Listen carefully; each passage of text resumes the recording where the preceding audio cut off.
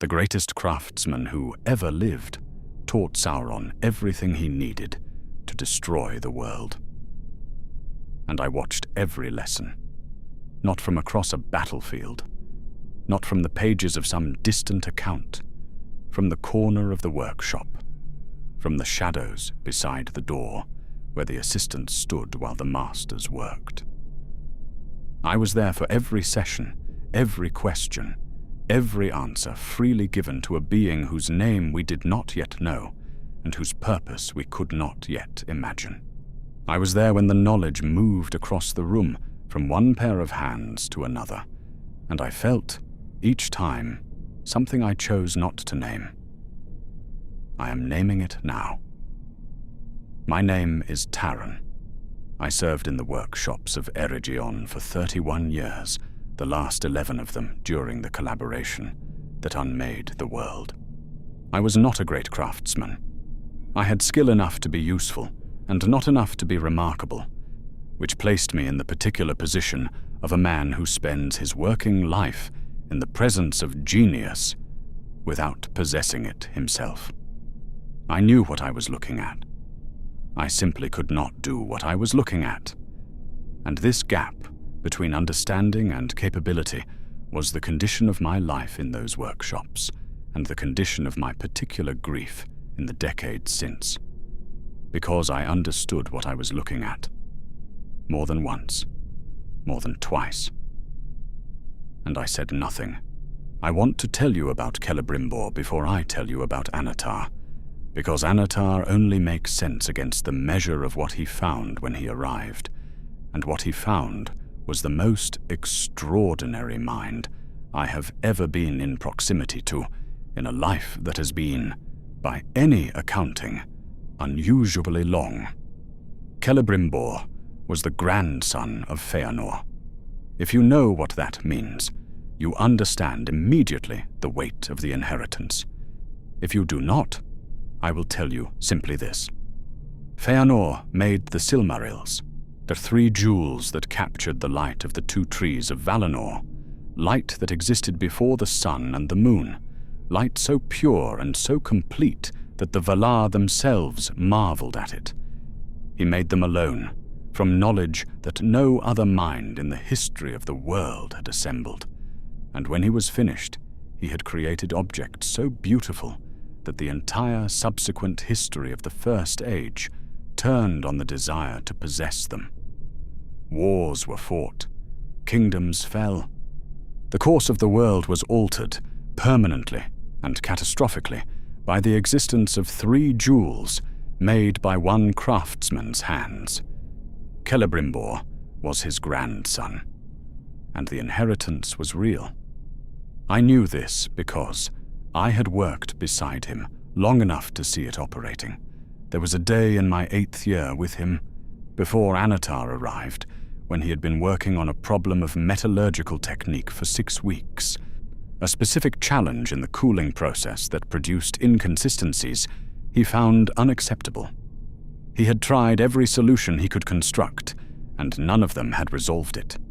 On the morning of the 43rd day, he arrived at the workshop before sunrise, and I arrived an hour after sunrise to find him standing at the central bench with the solution complete, and a look on his face that I can only describe as the look of a man who has just had a very long conversation with something larger than himself, and has come away from it changed. He did not explain how he had found it. He showed me the result and moved on to the next problem. This was characteristic, but the working was private. The result was the thing that mattered.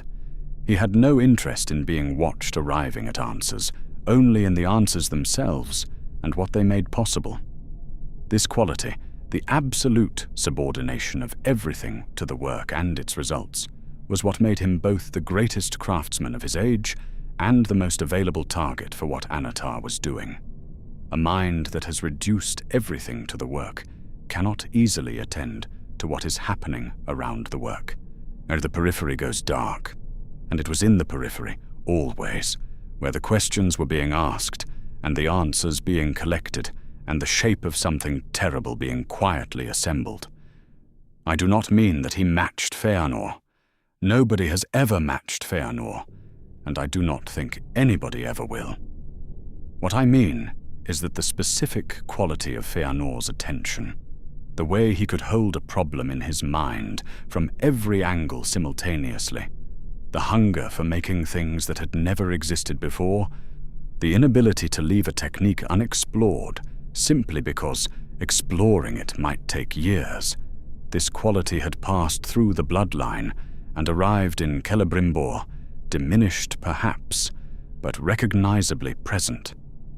You could see it in the way he worked, the way a question would catch him and not let go, the way he would set aside everything else when something new presented itself, or not out of negligence, but out of the specific compulsion of a mind that genuinely could not prioritize anything above the problem in front of it. I had worked for him for 20 years before Annatar arrived. 20 years of watching that mind work. 20 years of carrying materials and recording results and maintaining the systems that allowed the genius to function without being distracted by the logistics of its own existence. I was good at this. I was very good at this. And over 20 years I had developed the particular intimacy of a person who knows someone's working mind without knowing them personally, who has watched enough of someone's thinking to understand its patterns without being invited into the thinking itself. This is what I mean when I say I understood what I was looking at. I knew Celebrimbor's mind well enough to see, in the collaboration that followed, the places where it was being guided, but where questions arrived that happened to lead somewhere, where enthusiasm was produced, carefully and precisely, for problems that were not Celebrimbor's own. I knew, and I said nothing, and I have spent the decades since trying to understand why, which is the real purpose of this account. Because the what of it is known now. The whole world knows the what of it. But the why of a man who saw and stayed silent is something only I can speak to. Now, Annatar arrived in the 230th year of the Second Age, on a morning in early autumn, when the workshops were busy and the air smelled of metal and the particular sharp clarity that came when Celebrimbor was close to something. He came alone. He was announced by one of the gate servants, who had a look on his face I had not seen there before, and could not immediately identify and later understood as the specific expression of someone who has just been in the presence of something so compelling that describing it feels inadequate before they've begun. He said there was a visitor, a lord from the west who wished to speak with Celebrimbor about certain techniques of craft, who had, he said, things to offer. I was at my desk in the outer room when Celebrimbor received him. The door was open. I heard the first minutes of it, the greeting, the introduction, the initial exchange, and something happened to me in those first minutes that I have turned over in my mind many times since. What happened was this. I heard Annatar's voice, and I felt, immediately, and without being able to account for it, that I was being shown something carefully prepared, that the warmth in the voice and the specific calibration of the words, humble without being servile, knowledgeable without being boastful, curious in exactly the way that would most interest the particular mind he was speaking to, had been assembled with an attention to effect that genuine warmth does not require. I thought this. I felt it clearly. And then I got up and closed the door and went back to my inventory and did not think about it again for 11 years. This is the first thing I have to account for. Not a decision exactly. The opposite of a decision. The specific human capacity for filing away the thing that would complicate everything and returning to the work that makes the day manageable. Annatar stayed. This was the first surprise, and in hindsight, the first thing I should have examined more carefully. A visiting lord with techniques to share might have been expected to share them over days or weeks, and then continue on his way. But Annatar did not continue on his way. He settled into the workshops with the ease of someone who had always intended to stay. And Celebrimbor, who was not a man who welcomed distractions or prolonged the company of those who did not interest him, did not ask him to leave. Did not seem to want to ask him to leave. Seemed, in fact, to find in Annatar something he had not found in any previous collaboration in the 2 centuries of his work in Eregion. An equal, or what felt like an equal. But there was a quality to Annatar's presence in those early months that I have struggled to describe accurately, because the accurate description sounds like praise, and praising him is not something I can do without qualification. He was extraordinary company, not in the way of charming men who fill a room with noise and warmth, but in a quieter and more specific way. Or he had the ability to make the person he was speaking with feel that their thinking was more interesting than they had previously understood it to be, that the problem they had been working on had dimensions they had not yet fully explored, and that he, Annatar, was genuinely curious about those dimensions, and not merely being polite. I felt this myself on the occasions when he spoke with me directly, which were not frequent, but were not absent. He asked me once about the filing system I had developed for the workshop records, whether the categories I had chosen reflected the way the craftsmen actually thought about their work, or whether they had been imposed from outside. It was a precise and genuinely interesting question, and I spent more time than I intended answering it. Afterward, I sat at my desk and felt, faintly and briefly, the same cold thing I had felt on the day of his arrival. The question had been too good, or too specifically calibrated to the thing I actually cared about in my work, as if he had known before, asking what would most engage me. I filed this away with the other things I was filing away, and did not return to it. I watched this develop over the first months with the specific attention of someone who has spent 20 years cataloguing one mind and is now watching it respond to another. What I saw was Celebrimbor coming alive in a way I hadn't seen before. Not more productive exactly, that he had always been productive, but differently energized. The quality of his engagement with the work changed. He began arriving earlier and leaving later. He began bringing problems to the workshop that he had previously kept in private notebooks, things he had been turning over for years without finding a collaborator capable of engaging with them. He began, in short, to share in a way that a craftsman of his ability and his history had very few opportunities to share. It was because Annatar could follow him. That was the remarkable thing. Wherever Celebrimbor went in a problem, Annatar could follow. And not only follow, but respond, push back, extend, suggest. The conversations I heard through partially open doors in those first months had a quality I had no previous reference point for. 2 minds of comparable reach working on the same problem, each one making the other sharper, except that they were not comparable. That was the thing I did not understand then, and have understood since. Annatar's reach was not comparable to Celebrimbor's. It was of a different order entirely. He was not a craftsman of great ability engaging with another craftsman of great ability. He was something ancient and vast, operating within careful limits, showing precisely as much as was useful, and no more.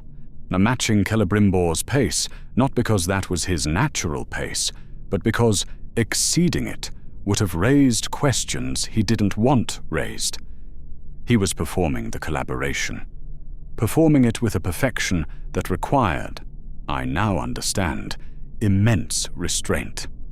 The restraint of something that could have taken what it needed by force and chose instead the longer and more complete method of having it given freely. What did he need? This is the question I spent years failing to ask clearly, and have spent more years since answering. He needed the specific knowledge that existed in Celebrimbor's hands, and in no other hands in the world.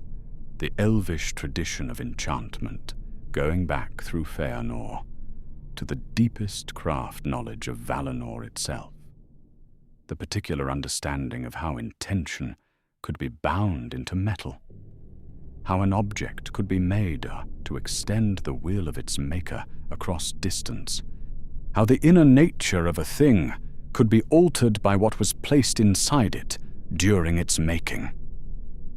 Sauron knew much.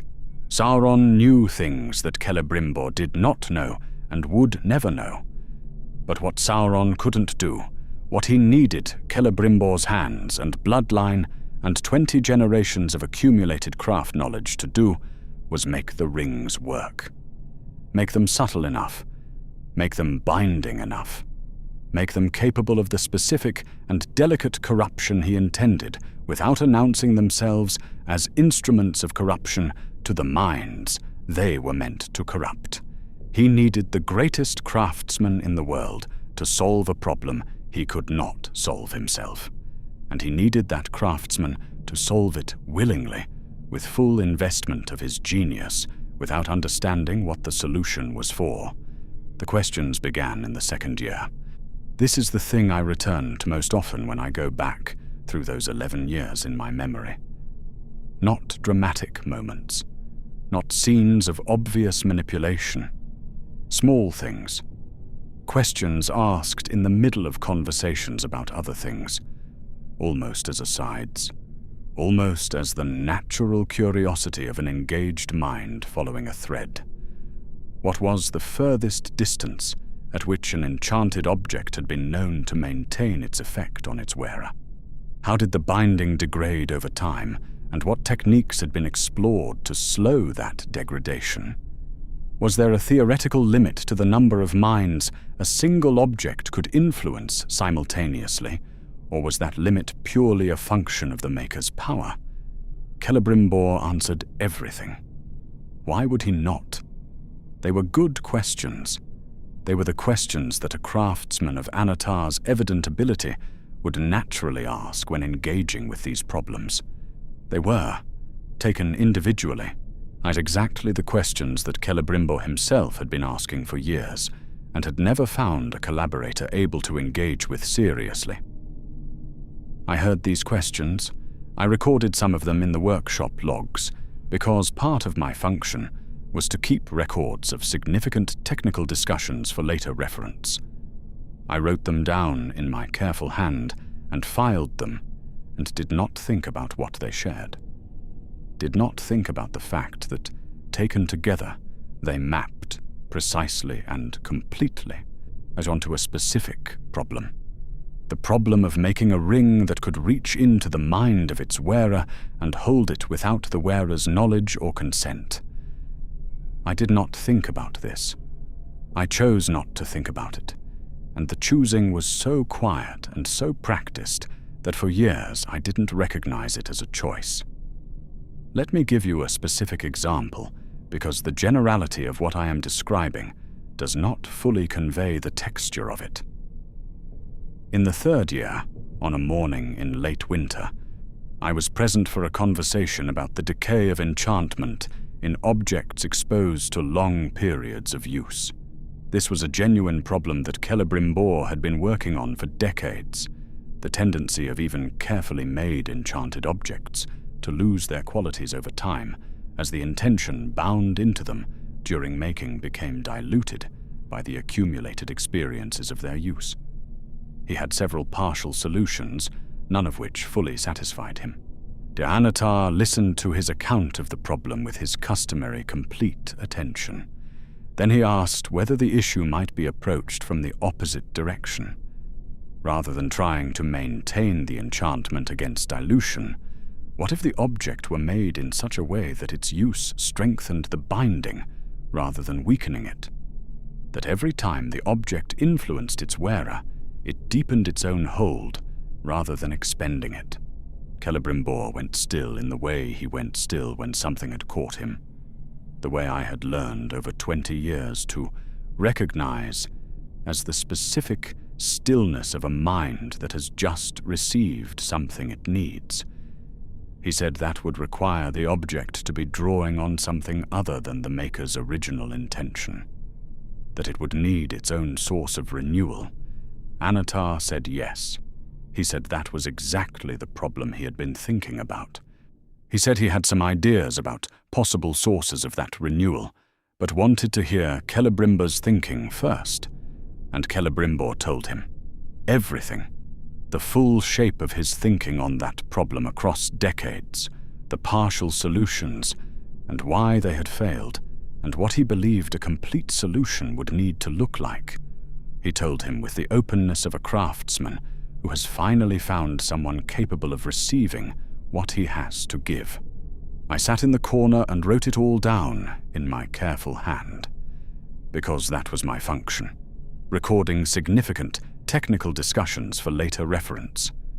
I wrote down every word and filed it, and went home that evening and ate my meal, and did not think about what an object that drew renewal from its wearer's own will and deepened its hold through use would actually mean for the person wearing it.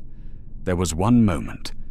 I have to tell you about this one moment, because it is the moment I have replayed most often, and the moment whose weight I have found most difficult to carry.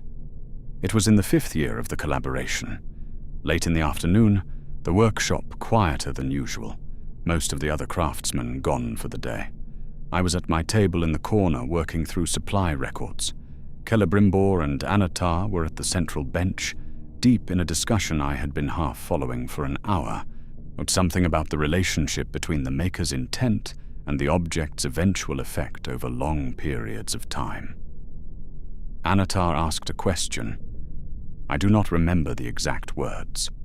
What I remember is the quality of the silence that followed it, the specific texture of Celebrimbor's pause before answering, which was different from his usual pauses, which were the pauses of a man thinking.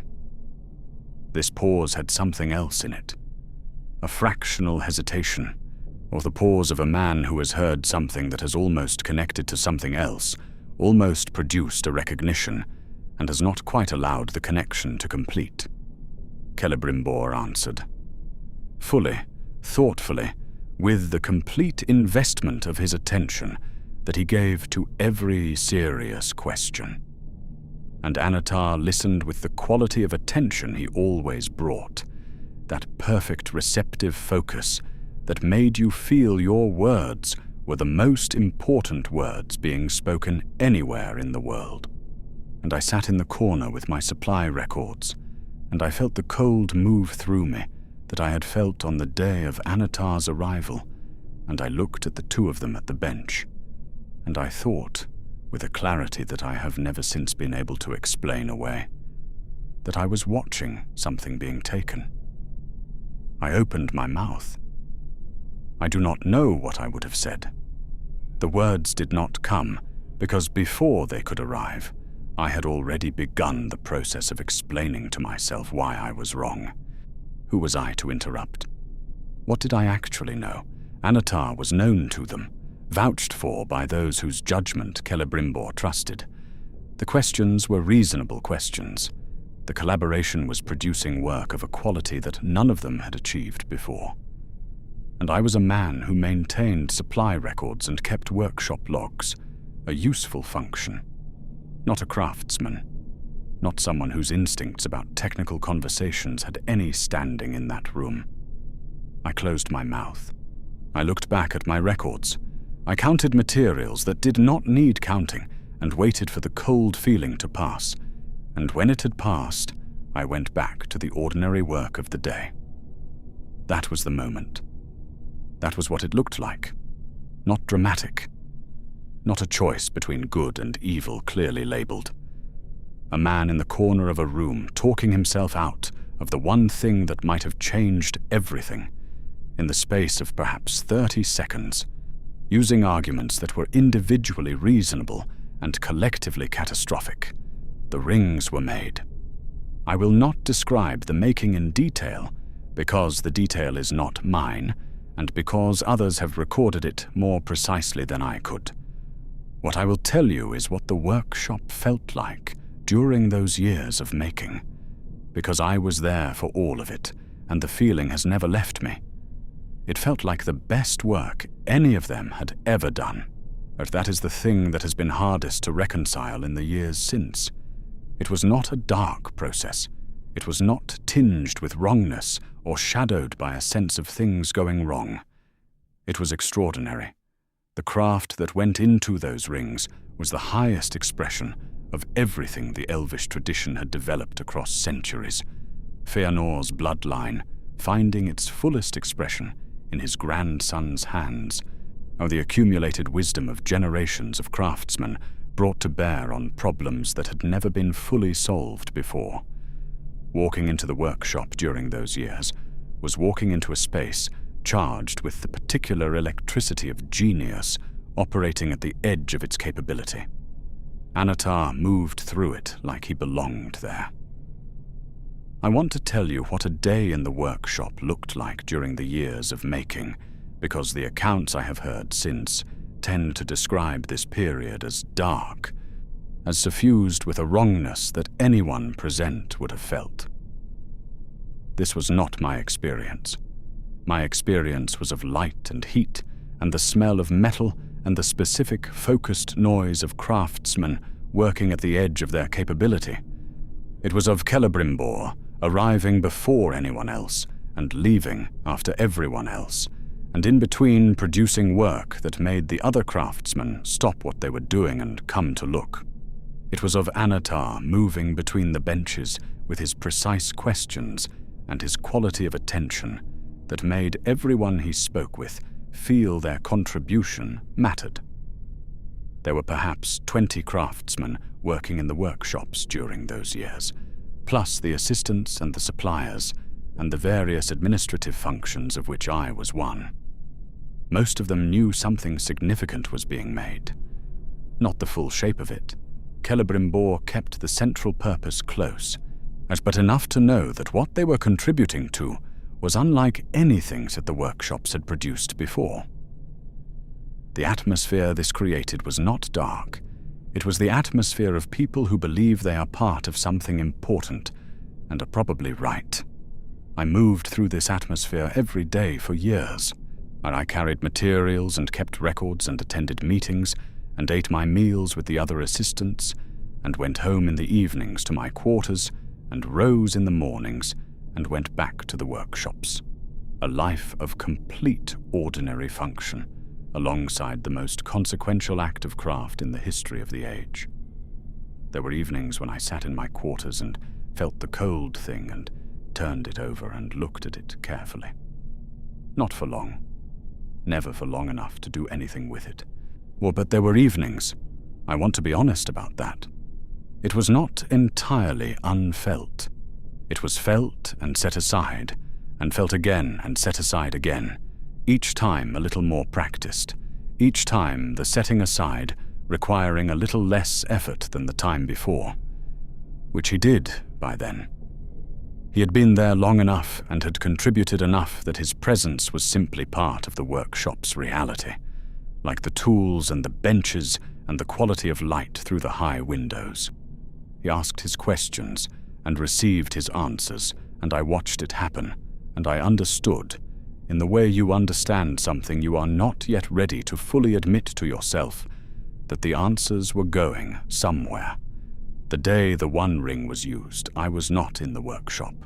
I was in the outer records room when I heard Celebrimbor make a sound I had never heard from him before and have heard in my memory every day since. Not a word. Not a scream. Something that had no name, because the experience producing it had no precedent. The sudden awareness of a foreign will moving through something you had made, reaching through your creation into the minds it had been placed on, and the understanding arriving simultaneously of what that meant and what you had helped to build. I came to the doorway. Celebrimbor was standing at the bench where they had done most of the work, and he was looking at his hands. Just looking at his hands. Annatar was gone. The workshop was empty, except for us, and the objects on the benches, and the weight of what had just happened settling into the room like something physical. He looked up at me. I do not know what he saw in my face. Whatever it was, he looked at it for a long moment, and then he looked back at his hands, and he said, very quietly, that he understood now what the questions had been for. I said nothing, because there was nothing to say that would not have required me to tell him that I had heard those questions, that I had recorded some of them, that I had sat in the corner of the room on an afternoon in the 5th year and felt the cold move through me, and opened my mouth and closed it, and gone back to my supply records. I said nothing, and he didn't ask, and we stood in that workshop with the understanding of what had been made and what it would do, and the silence between us was the most honest conversation we ever had. Eregion fell. I was 3 days' travel from the city when the armies came. I had been sent to arrange a supply delivery from a source to the south, and I was on the road back when the messenger found me with news that I should not return, that the city was under attack, that the situation was not recoverable. I stood on that road for a long time. Then I turned south again and kept walking, as in the weeks that followed, I moved with the other refugees, the ones who had been outside the city when it fell, and the ones who had gotten out in the first hours before the gates were sealed. I did not speak much. The others who had been in the workshops, the few I encountered, had a look that I recognized because I suspect I wore it too. Not grief exactly, or not only grief. Something more specific. The look of people who have been part of something they do not yet fully understand, and who are beginning to understand it now that it is too late for the understanding to be useful. I heard later what happened to Celebrimbor. I will not describe what I heard, because the description serves no purpose, and the weight of it is something I have carried alone, and will carry alone until I am done carrying things. What I will say is that when I heard it, I sat very still for a very long time, and thought about a man at a bench looking at his hands, and about myself in a doorway saying nothing. I will not tell you how I survived, because the how of it involves luck so arbitrary that describing it feels like claiming credit for something I had no part in. And I survived, and Celebrimbor did not, and the workshops where we had spent 11 years in the presence of the most consequential act of craft in the history of the Second Age were ash. I have lived a long time since. I have lived a long time since. More years than I had any right to expect, given what happened to those around me. I settled eventually in a small place far from anything significant, which was a deliberate choice. I had been near enough to significance for one lifetime. I kept records there as I had always kept records, because the habit of careful documentation was the deepest habit I had, and I did not know how to exist without it. I documented ordinary things, the weather, the harvests, the small events of a small community, and I found, over years of this, that the discipline of recording what I actually saw, rather than what I wished I had seen, was its own kind of practice in honesty, a daily exercise in looking at things clearly. As I heard news from the wider world as it came, slowly and incompletely, the way news always reaches those who have chosen not to be near it. I heard about the 9 kings, and what the rings did to them across centuries.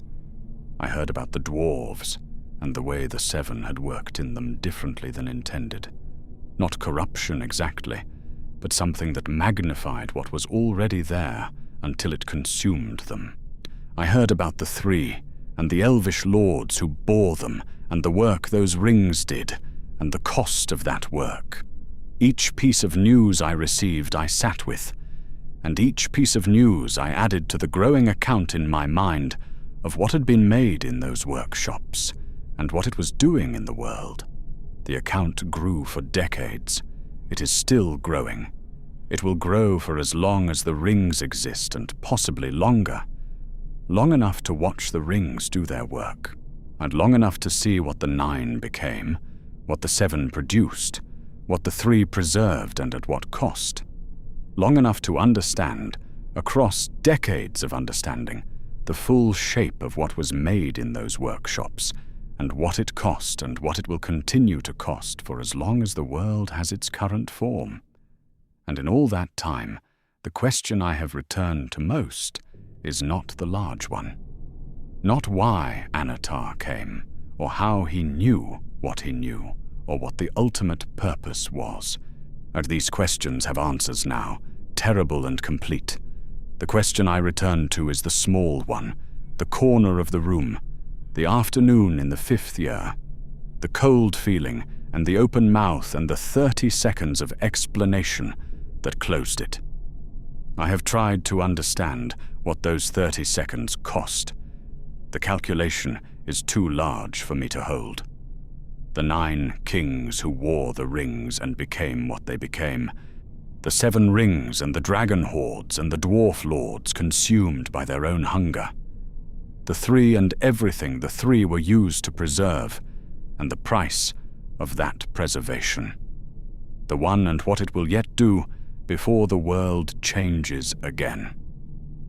All of it tracing back, in some part, through the questions that were asked in that workshop, and the answers that were given, and the moment a man in the corner felt something clearly and chose, in 30 seconds, not to feel it. And I do not know if speaking would have changed anything. Celebrimbor might not have listened. Annatar would certainly have found another way. The knowledge existed, and a mind like his would have found a path to it, with or without the specific collaboration in Eregion. I tell myself this, and it is probably true, and it has not once, in all the decades since, made the 30 seconds feel smaller. Because the 30 seconds were not about whether I could have stopped it, or they were about whether I tried.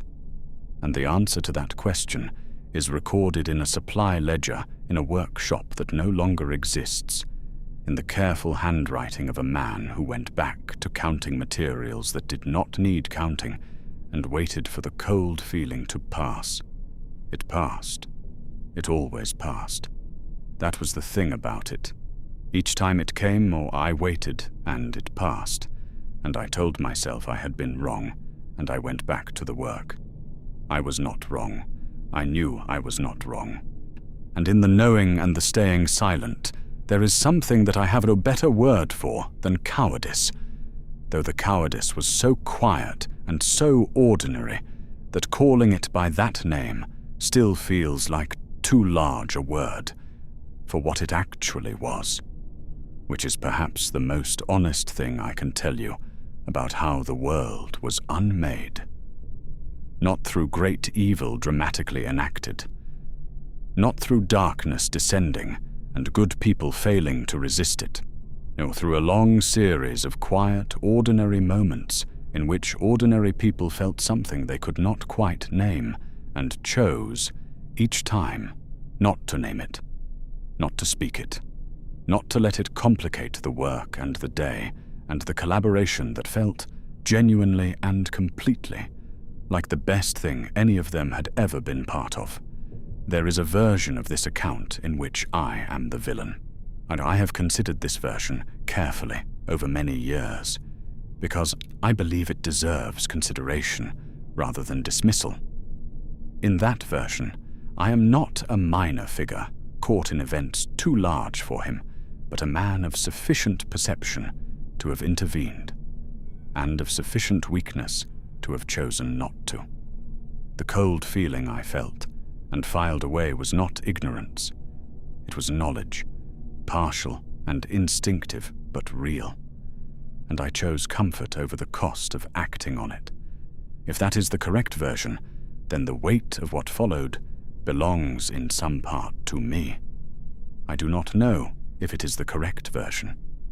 I have never been able to determine with certainty whether what I felt in those moments was genuine perception or ordinary anxiety misread as insight in retrospect.